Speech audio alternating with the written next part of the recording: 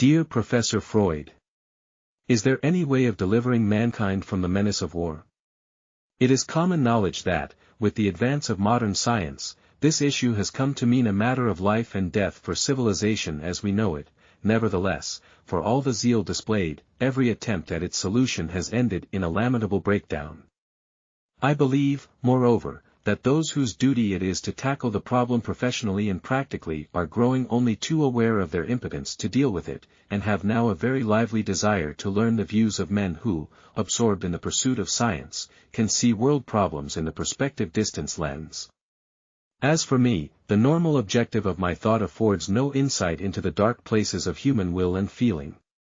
Thus, in the inquiry now proposed, I can do little more than seek to clarify the question at issue and, clearing the ground of the more obvious solutions, enable you to bring the light of your far-reaching knowledge of man's instinctive life to bear upon the problem. As one immune from nationalist bias, I personally see a simple way of dealing with the superficial, i.e. administrative, aspect of the problem, the setting up, by international consent, of a legislative and judicial body to settle every conflict arising between nations. Each nation would undertake to abide by the orders issued by this legislative body, invoke its decision in every dispute, accept its judgments unreservedly, and carry out every measure the tribunal deems necessary for the execution of its decrees. But here, at the outset, I come up against a difficulty. A tribunal is a human institution which, in proportion to the power at its disposal is inadequate to enforce its verdicts, is all the more prone to suffer these to be deflected by extrajudicial pressure. This is a fact with which we have to reckon. Law and might inevitably go hand in hand, and juridical decisions approach more nearly the ideal justice demanded by the community, in whose name and interests these verdicts are pronounced, in so far as the community has effective power to compel respect of its juridical ideal. But at present, we are far from possessing any supranational organization competent to render verdicts of incontestable authority and enforce absolute submission to the execution of its verdicts. Thus I am led to my first axiom: the quest for international security involves the unconditional surrender by every nation, in a certain measure, of its liberty of action, its sovereignty that is to say, and it is clear beyond all doubt that no other road can lead to such security. The ill success, despite their obvious sincerity, of all the efforts made during the last decade to reach this goal leaves us no room to doubt that strong psychological factors are at work, which paralyze these efforts. Some of these factors are not far to seek. The craving for power that characterizes the governing class in every nation is hostile to any limitation of national sovereignty. This political power hunger is wont to batten on the activities of another group, whose aspirations are on purely mercenary, economic lines.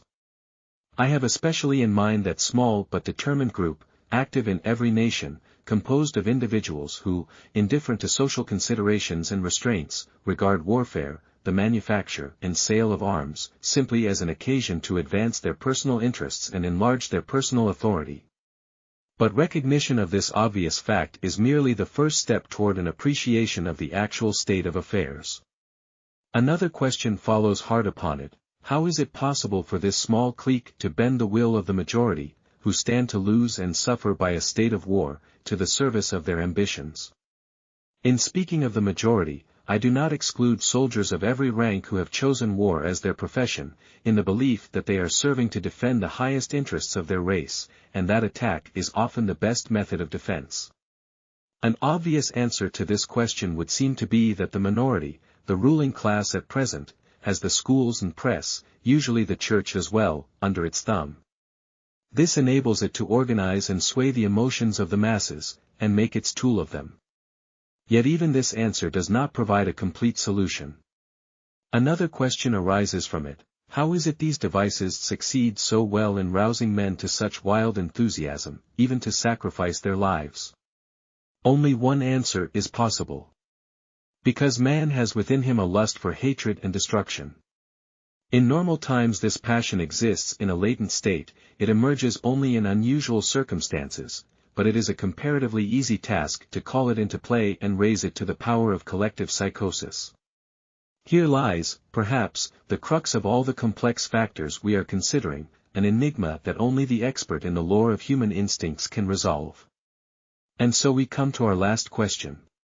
Is it possible to control man's mental evolution so as to make him proof against the psychoses of hate and destructiveness? Here I am thinking by no means only of the so-called uncultured masses. Experience proves that it is rather the so-called intelligentsia that is most apt to yield to these disastrous collective suggestions, since the intellectual has no direct contact with life in the raw, but encounters it in its easiest, synthetic form upon the printed page. To conclude, I have so far been speaking only of wars between nations, what are known as international conflicts. But I am well aware that the aggressive instinct operates under other forms and in other circumstances. I am thinking of civil wars, for instance, due in earlier days to religious zeal, but nowadays to social factors, or, again, the persecution of racial minorities. But my insistence on what is the most typical, most cruel, and extravagant form of conflict between man and man was deliberate, for here we have the best occasion of discovering ways and means to render all armed conflicts impossible.